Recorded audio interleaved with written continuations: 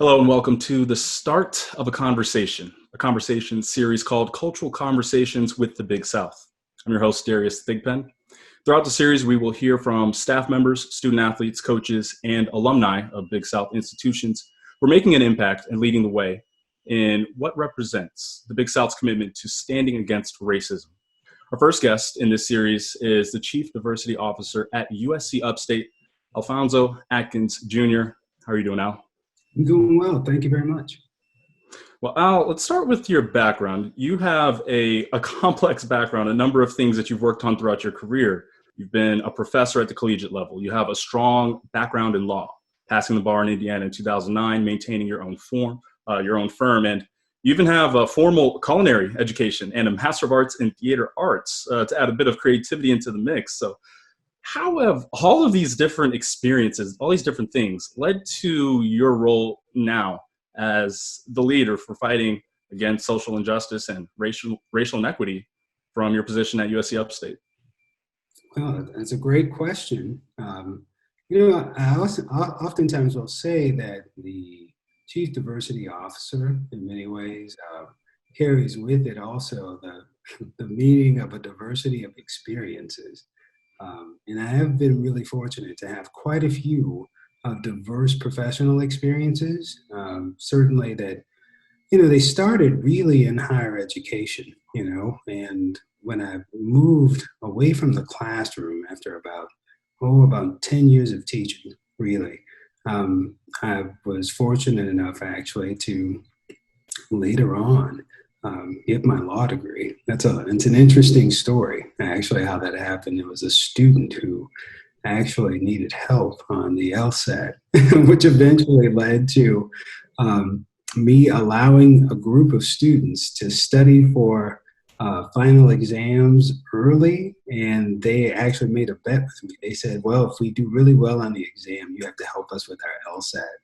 And that later led to me actually taking the test and going to law school. It was not a lifelong dream. But what I'll say is the great part of at least the legal education was that it introduced me, I think, to almost a new language, a new kind of vernacular when it came to talking about issues of equity and equality and those kind of fundamental notions of fairness that I think all attorneys are exposed to. And it just so happened to align with a lot of my own life experience, as well as, being a person who, in my culinary background, worked up from being a dishwasher to eventually a sous chef, and by the time I, saw the world, I think, through the lens of the law, I think you'll see a lot of folks with a legal background say that, yeah, we tend to look at the world like a lawyer, or you think like a lawyer. What it really means to me is just being able to craft environments where, this fundamental notions of fairness and equity are really just part of what we do every day, So it actually, it led, I think, to getting back involved in higher education, and not really leaving the classroom as much as looking at the classroom through a different lens, So when I went back, I taught briefly, and then I took my first administrative position. Oh man, I don't know. I guess it's been a while now, but yeah, by the time I, was able to lean into developing, I think, the platform for fundamental fairness and equity, at least in the college environment, it was just a nice marriage to have the opportunity at Upstate to try and, really lean into building kind of an equitable structure, So that's how all of those experiences, kind of led to this point.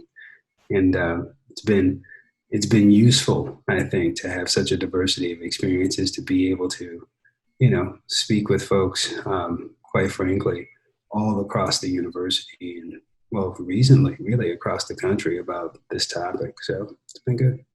Now, when we spoke before, you said that the second half of your official title is really the more important part of it. So Chief Diversity Officer and Special Assistant to the Chancellor for Equity and Inclusion at USC Upstate. So what does that all mean? What is your role? What is your day-to-day job at USC Upstate?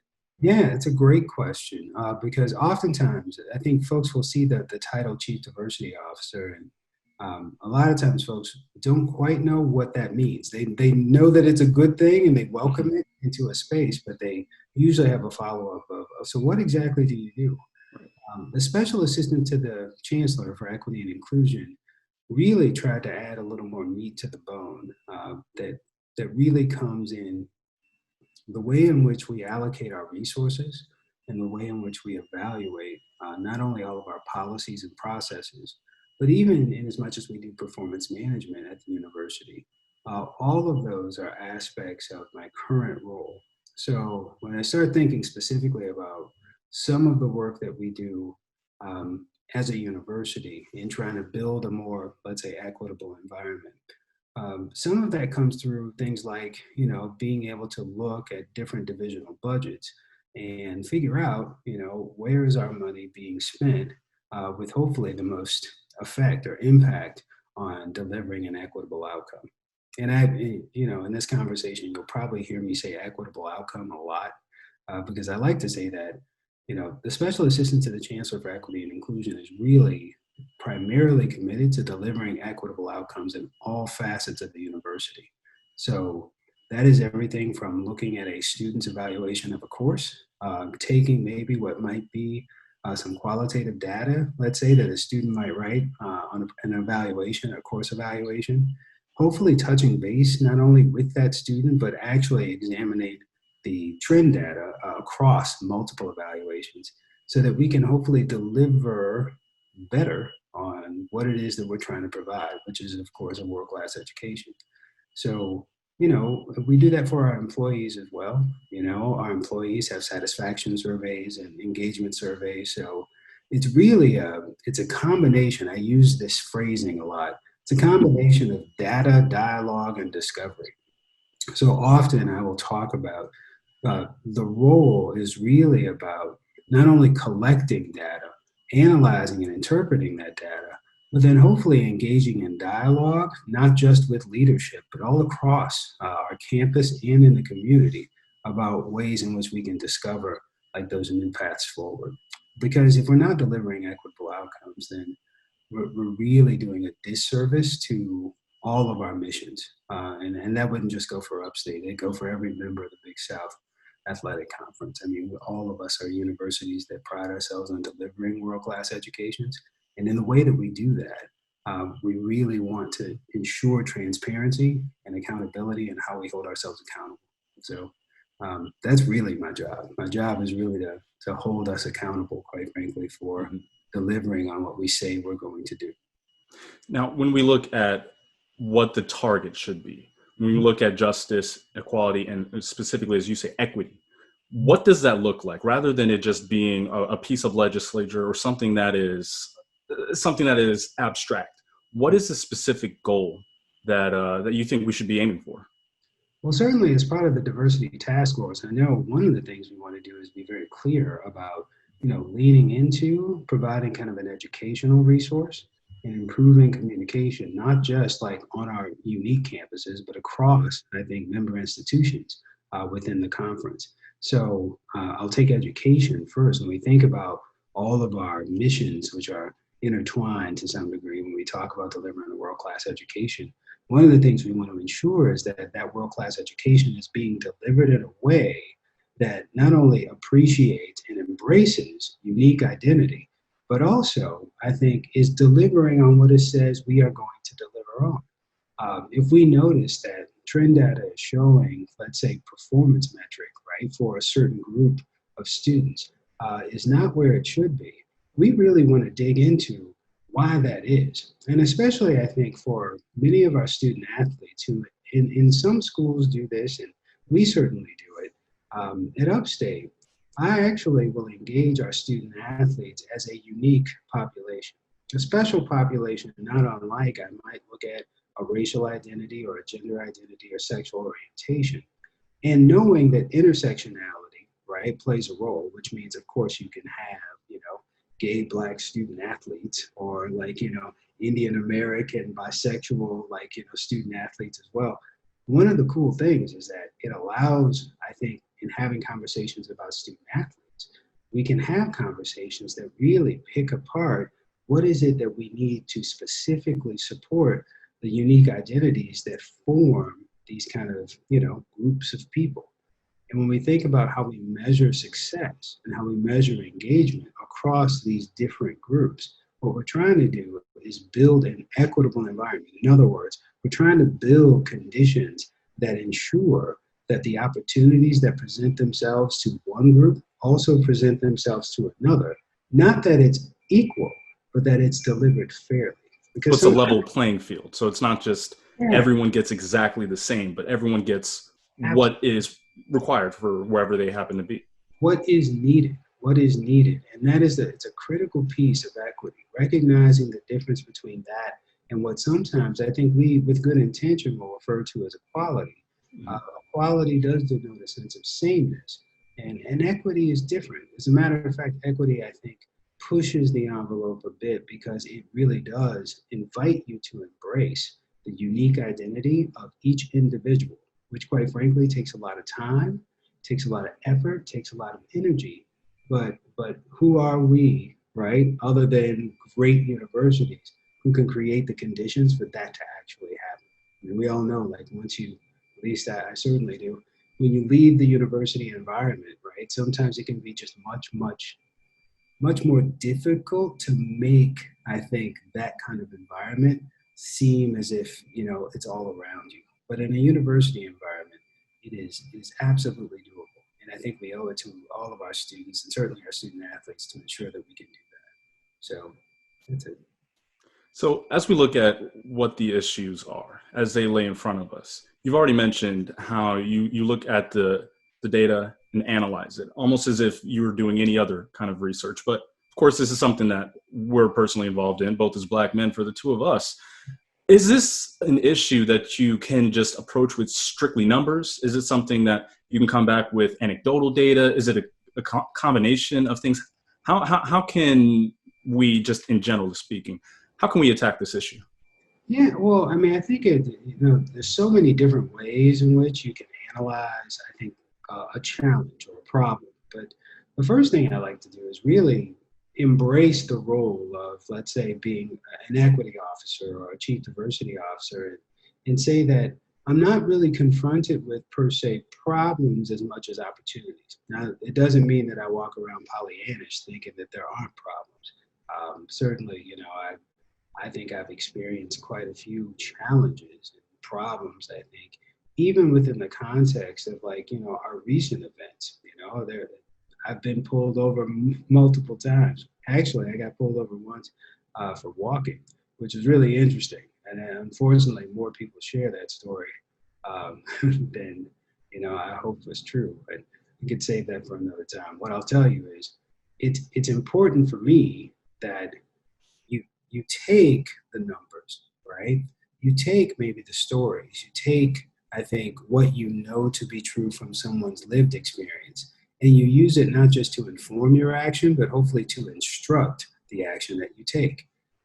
So the easiest way to think about it is that oftentimes we will become, I think, so emotionally involved in conversations about race, conversations about, I think, gender, conversations about sexuality, that we forget that at the end of the day, we're all trying to move from point A to point B in a successful manner. So the data helps us do that. It does take, I think, a fair amount of empathy, I would say, to do the work well. And the empathy has to be one that it's rooted in invitation, an invitation for the stories to come, right? An invitation, I think, to listen to voices that want to, I think, lift themselves and speak. So, more than anything, I probably do more listening than anything else. And it's a skill that, if you think about it, for those of us who have gone through like formal education, listening is not necessarily a skill you spend that much time doing. And I had the privilege of actually focusing as part of my study the kind of art of listening, and what listening, I think, can do, not just for the one who is speaking, but also for you as you interpret information.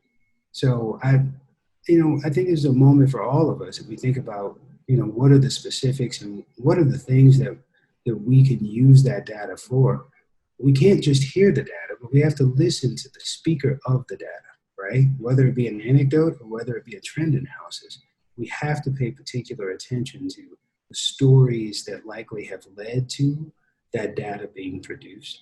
And the more we do that, the more I think we can develop not just a sense of doing a good thing, right? But also doing the thing that is most in the interest of the universities that we serve.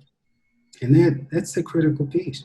The more that we can align, I think, our good intentions with good data, the more we will achieve the equitable outcomes that we want to achieve. And you mentioned listening. It is a learned skill. It's not something that everyone actively uses. It's not a skill that everyone uses all the time. How much of how many issues do you face that could be resolved simply by one party listening to another? Ooh, How much of a headache would that take off of wow. your plate? quite a, quite a few issues. And now that being said, if listening were a silver bullet, I promise you, people much smarter than I would have already said, "Hey, let's just try listening," and many have. I think the added piece to listening is really where is the transparency and accountability in your action. If we hear a story and we truly listen to it, hopefully it motivates all of us to act. And how we act really is that's kind of where someone like me would come in, because the idea of developing an expertise on how we do is really the focus of equity and inclusion. It's like, are we doing the work to lead to an equitable outcome?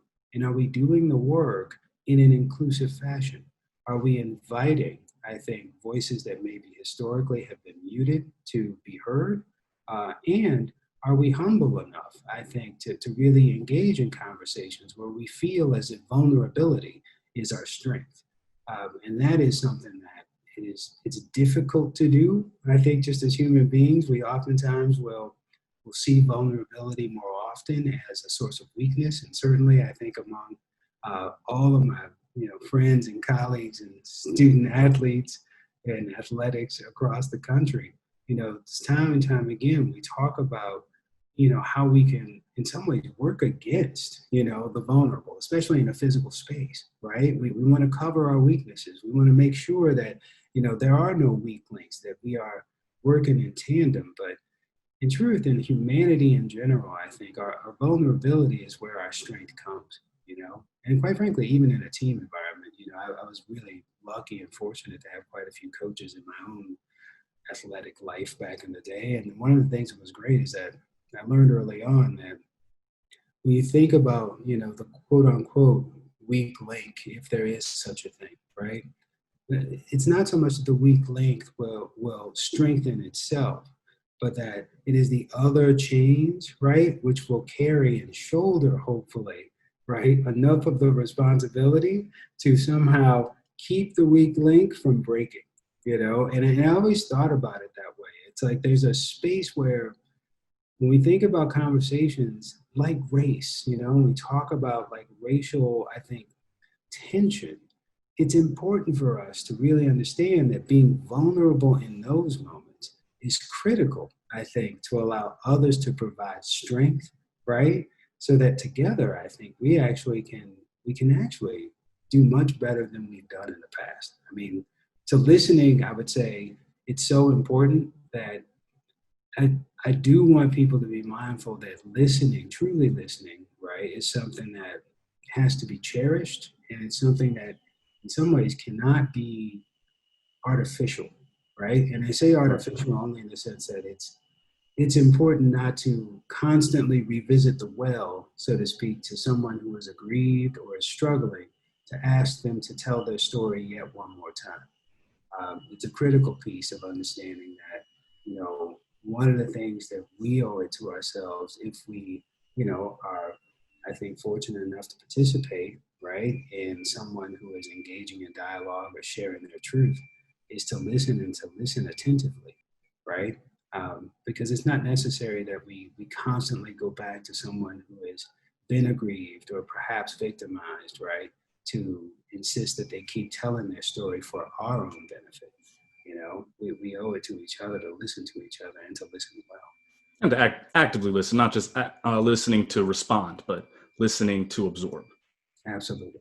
All Absolutely. right, so let's get into the task force. So one of the big reasons that we have you on is because you are taking a part in the task force, which is brought together the Big South Anti-Racism Task Force, and you all are going to be working to uphold 5 specified areas supporting spaces for Black student athletes, allies, and a culture of inclusion, looking for opportunities for people of color, unity against racism, inequality and injustice, transparency in setting intentional goals, and honest conversations for student athletes, coaches, and administration across the conference. So even though it's early days for this task force, only a couple of group calls in for you so far, but you in your normal job, you have the ear of the chancellor at USC Upstate. Now you have the ear of all the leaders across the Big South.